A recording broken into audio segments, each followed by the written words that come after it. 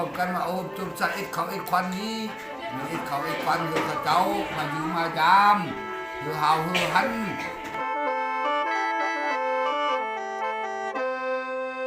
บ้านนี้ยำขอแค่ปากเบาถึงพี่น้องบ้านเก่าเมืองเดิมสายนา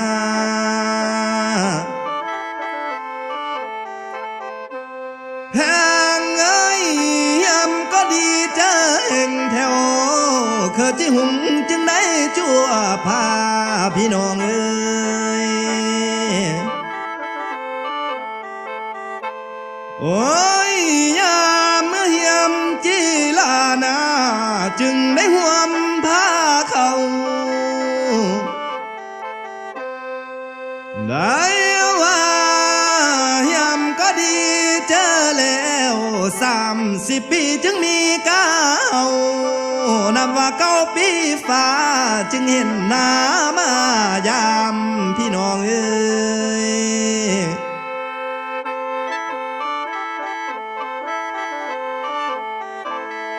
โอ้น้อยามก็ดีเจังแท้โอ้ที่ย่อมือขึ้นสุดซอกก่อนเนอ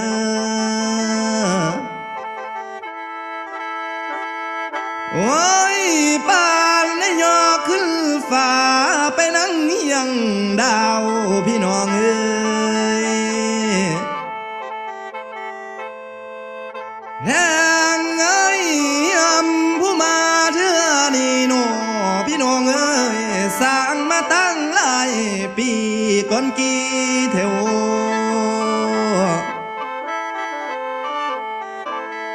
เลี้ยวเบิ่งแม่เลี้ยวเบิ่งพี่และน้องน้ำตาจนล้นหน้าพี่น้องเอ้ยมาฟังคอยเอ้ย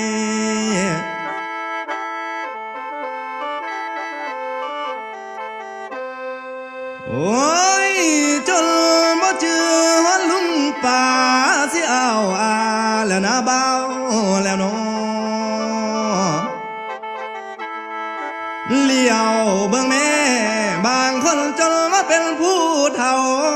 บางคนก็จากลูกต่อไปอยู่เมืองบนแล้วเด้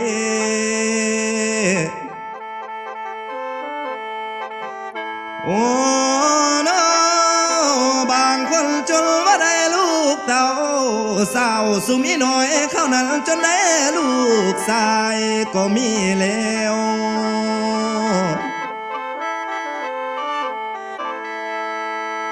เลี้ยวเบิ่งแม่สุมหมู่ไอ้เอ้ยน้องเข้านั้นจนได้เป็นนายก็มีแล้ว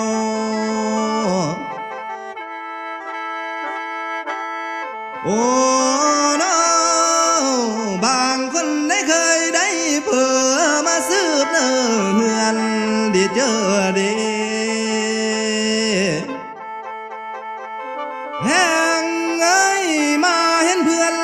พี่น้องมื้อนี้นะสั่งมาตั้งเนื้ออกใส่นี่เด้ไงว่ามาพบพี่และน้องมื้อนี้นะสั่งมาทงเนื้อเจอสายเด้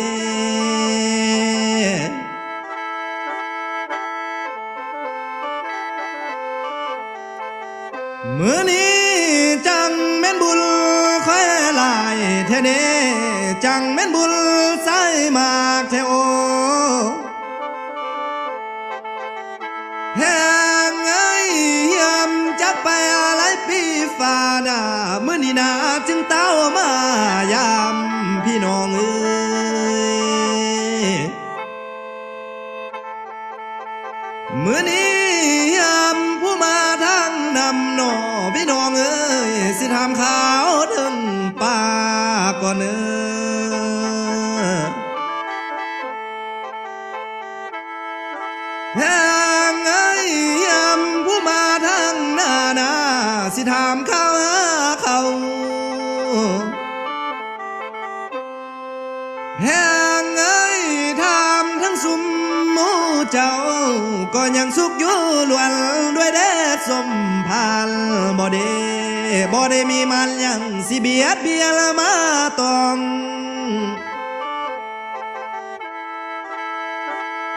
ได้ว่า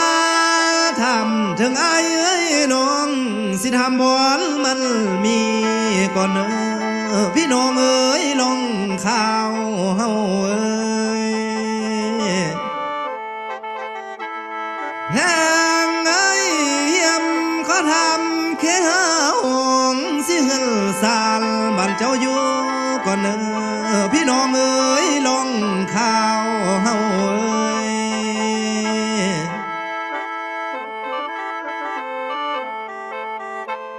ไหนว่ายังพบกันอยู่สั่งเจริญก่าวเฮืองบ่โน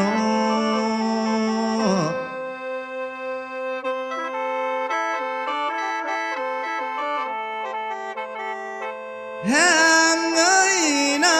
แต่คนทั้งเมืองเอ้ยค้าขายบ่มีเลิกคงบ่โนพี่น้องเอ้ยสมมานเฮานา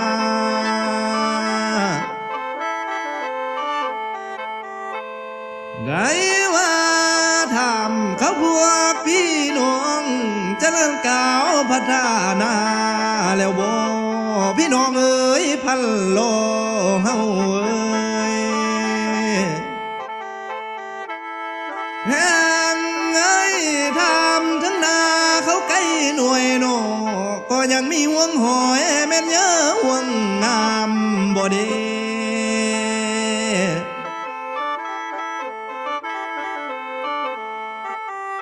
แห้งเอ้ยทำทั้งนำห้วยหน่อยก็ยังไล่เย็นจอยปลาคิงลอยวันบ่เดพี่น้องเอ้ยสมขึ้นเฮาเอ้ยโอ้ยทำทั้งปลากังหน่อยก็ยังขึ้นลวงใส่บ่โน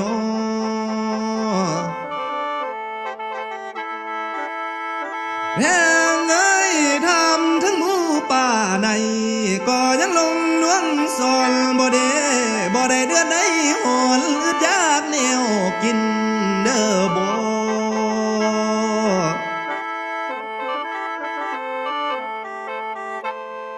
แห้งเอ้ยทำทั้งหินอยู่นำโนก็ยังออกไข่เขียวบ่เด้พี่น้องเอ้ยสมขึ้นเฮาเอ้ย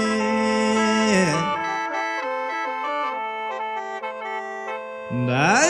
ว่าเลี้ยวขึ้นมังหัววังนาก็ยังมีป้าเหลื่อมบ่เด้พี่น้องเอ้ยสมมานเฮานา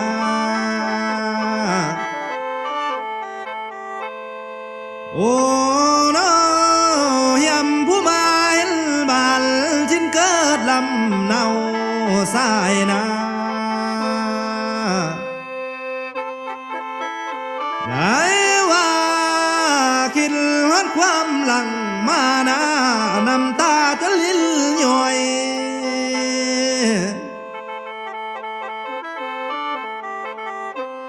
แห้งเอ้ยมาคิดหอดจ้อยป่าพันหน่วยมกเสื้ออมเทียมให้ลืมนา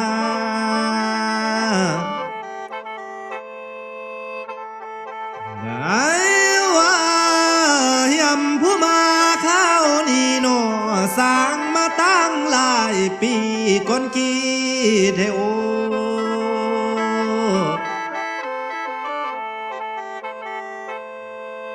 เลี้ยวเบิ่งแม่บ่มีเฮือนมุงหญ้าผู้ฝากไม่สร้างแล้วเด้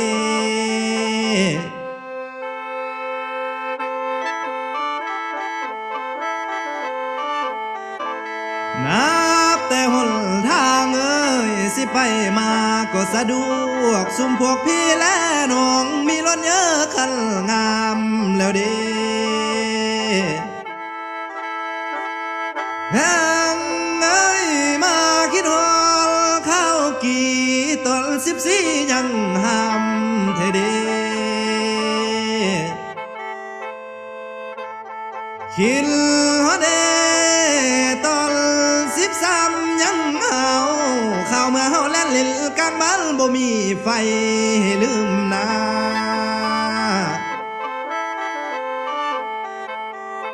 ไหนว่าจากบ้านหลายปีฝ่าเดี๋ยวนี้นาไฟฟ้ามาฮอดเมืองเฮาได้เจอแล้ว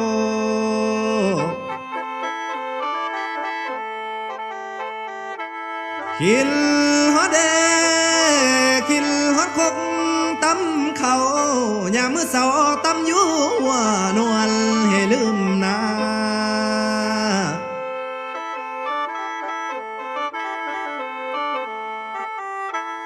มานี่เฮียมขอจอภาคใบเรื่องความเก่าข้าวหลังก่อนเนอ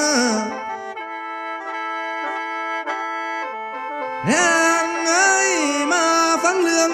พี่น้องทางล่องข่าวเฮาโน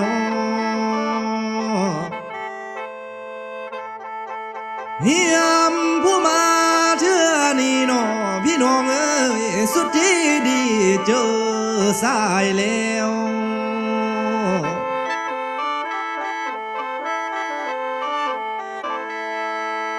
เลี้ยวเบิ่งแม่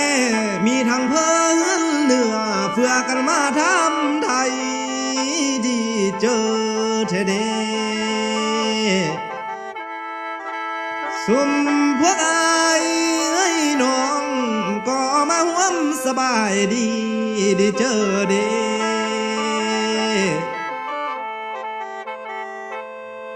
แพงเอ้ยนำว่าดีเจอแล้วเอาพอคำเอ้ยป่าไม่เอ้ยก็ยังอยู่สบายดีแล้วน้อง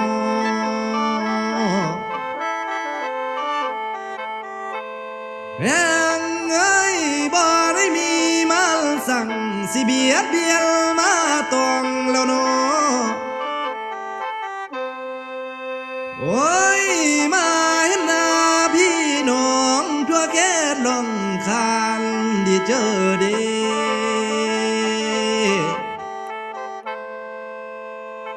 แห่งเอ้ยข่าวเมื่อเยี่ยมจีลานายังมีภาควันหน่วยได้ว่าเยี่ยมก็ดีเจอแห่งแถวป่าไม่เอ้ยยังมีไฟเส้นหน่อยไฟนอนต่างคำดีเจอเด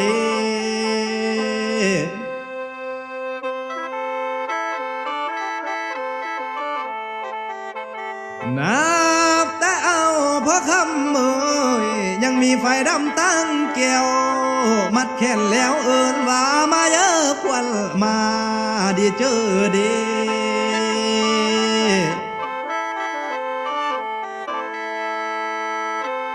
เลี้ยวเบิ่งแม่ทางไทยบ้านหุ่มสิซุ่มเซวกันมวนเอินตาเดพี่น้องเอ้ยสมกึนเฮาเอ้ยโอ้น้อขึ้นมาทางศพมาโนทางพันโลเฮียมก็ดีเจอเองแท้โอไหนว่าเฮียมก็ดีเจอแล้วลุงสมจิตเอ๋ยบ้านสมมาเฮานา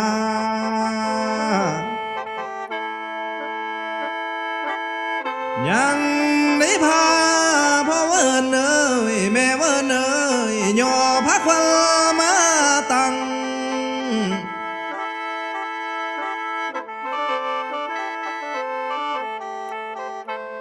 แห่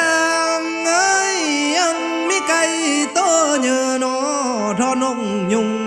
โตสูงทอนโอ้ยนำมาแต่งเป็นผ้าควันนาว่ามาเยอะควันมา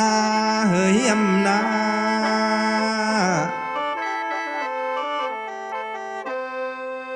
เฮียมก็ดีเจอเฮงเทโอพอว่าเนยพันโลเฮานา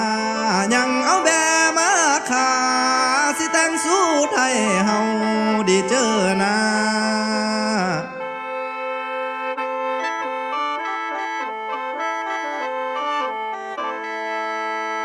เลี้ยวเบิ่งแม่มีพี่น้องมาเต่าพาเขาสามัคคีเอิ้นตาเด้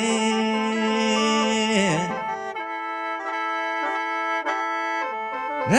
งเอ้ยค่อยก็ดีเจอเองแท้โอจิโยมือขึ้นสุดซอกก่อนเนอโอ้ยปานได้ยอขึ้นฟ้าไปนั่งยังดาวแม่เวิร์นเอ้ย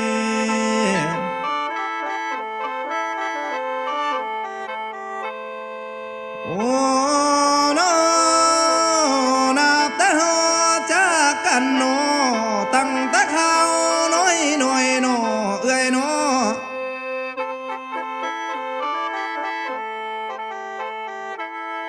เมื่อนี้จังแม่นบุญน้องลายแท้เดจังแม่นบุญสายมากแท้โอ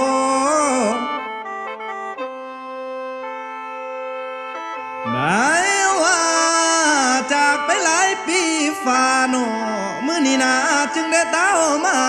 ยามน้อเอ้ยโน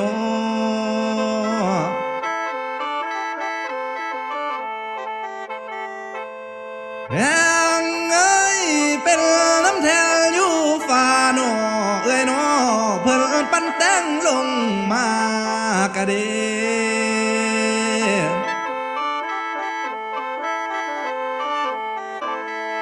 เพิ่นได้ต้องแต่งต้องแขวจากที่ต้องเกิดลำเนานะเอ้ยนะ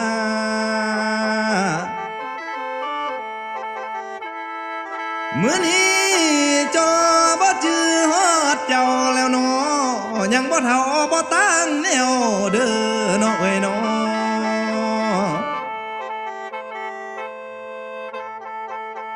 แหงเอ้ยจนว่าได้ลูกเพิ่นมาสืบเนื้อเฮือนได้เจอแล้ว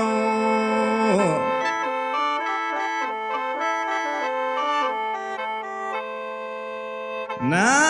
บแต่เอื้อยทองดาเอ้ยกะจนว่าชื่อบ่ได้แหงเอ้ยไปอยู่ทางเมืองเยี่ยมหนอเอ้ยหนอก็ยังอยู่สบายดีบ่เอ้ย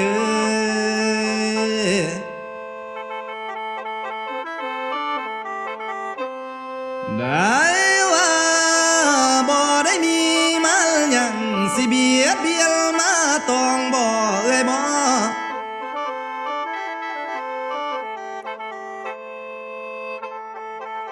น้องก็ดีเจอเองแล้วเอ้ยทองดาเอ้ยเลี้ยงลูกกกนั้นก็ได้เป็นนายแล้วเนาะ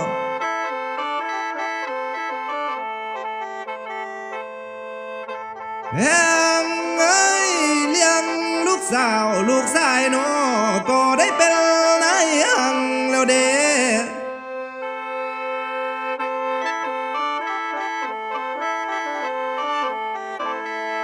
แหงเอ้ยยามเอ้ยนั่งอยู่ลาได้เงินคำเนยเอ้ย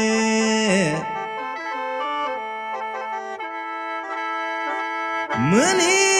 ค่อยก็ดีเจอแล้วปานพบแก้วน้วยลาอยู่ที่พันโลดีเจอเด้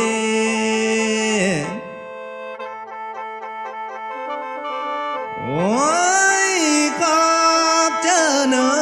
ลุงสมจิตเอ้ยเอ้ยไอซุ่มเฮาสู่คนเนอ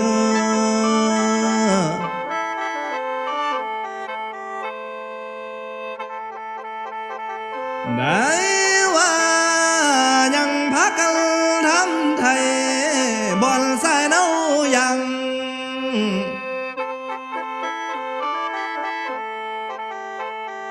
แห้งเอ้ยยำผู้อยู่ยังจันพีก็ยังอยู่สบายดีดอกเด้อบ่ได้มีมาหยังสิเบียดเบียนมาตอง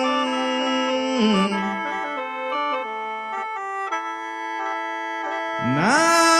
บแต่ลุงสมจิตเอ่ยทำข้าวถึงน้าเบ้ากองแพงพอเยี่ยมนา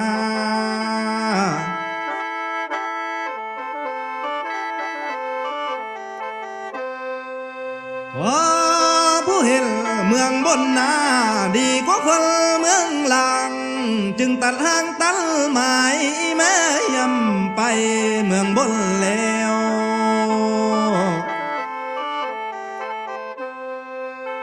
แพงเอ้ยเบาเรื่องความทุกข์นี่หนอบ่มีมือจี้ไม้พี่น้องเอ้ย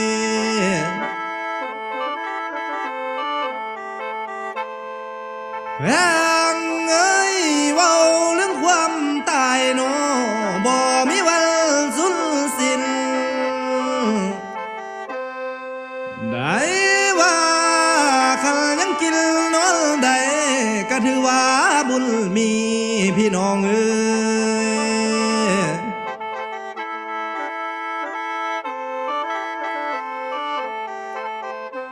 วันนี้ยำสิไว้พ้นแก้วแนวดีอันประเสริฐก่อนพี่น้องเอ้ยไทยเฮา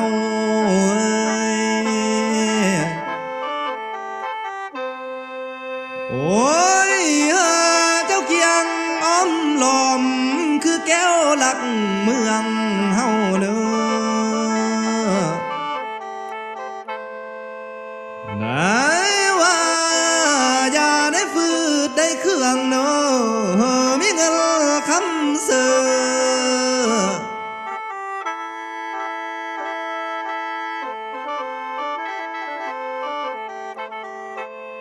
ตั้งแต่นี้เมื่อนาพี่น้องเอ๋ยข้านี้เมื่อเนิ่นนาหาเงินก็ได้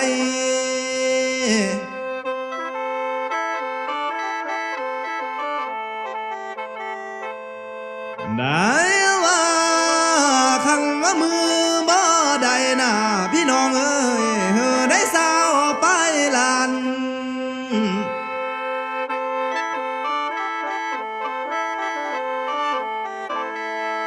แห่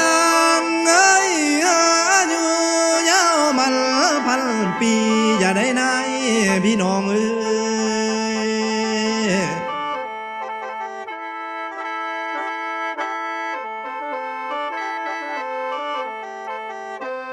ได้ว่าขออายเอ้ยน้องลุงป่าสู่คนโศกดีเนอแก้วยิ่งสิ่งป่าคิงสนไข่เขียวเลี้ยวบ่เห็นพี่น้องคอยมือย่องอมเอาพี่น้องเอ้ย